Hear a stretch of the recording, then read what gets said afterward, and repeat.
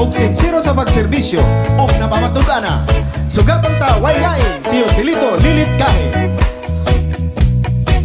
Mga higala ani ana si Lilit Kahis ibalik ta.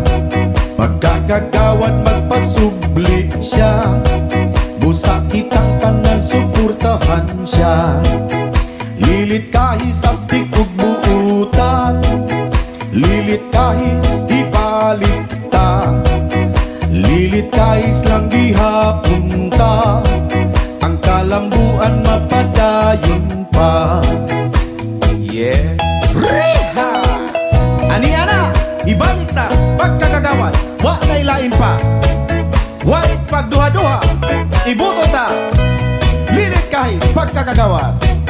Atong tabangan ng kandidatura, pagkakagawad, subliun ta.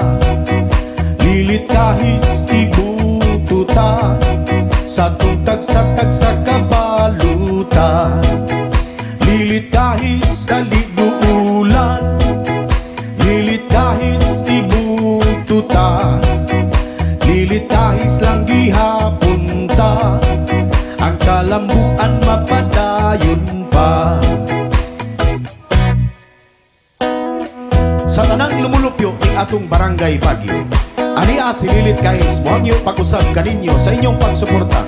Binaagi sa inyong pagbuto kaniya, kay siya magpapili pag-usab isip inyong kagawad. Kaibot niyang ipadayon ang pagserbisyo sa barangay.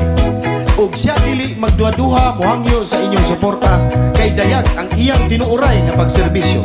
Busa siya nang hinaot ug nagsalig diha kaninyo nga karong umaabot nga Oktubre 28, 2013, adlaw sa piniliay nga unta dili ninyo kalimtan sa pagboto. Pagkakagawad, Lilit Kahis, ug uban sa iyang kapitan nga magpapili ug usab, Vincent Kahis.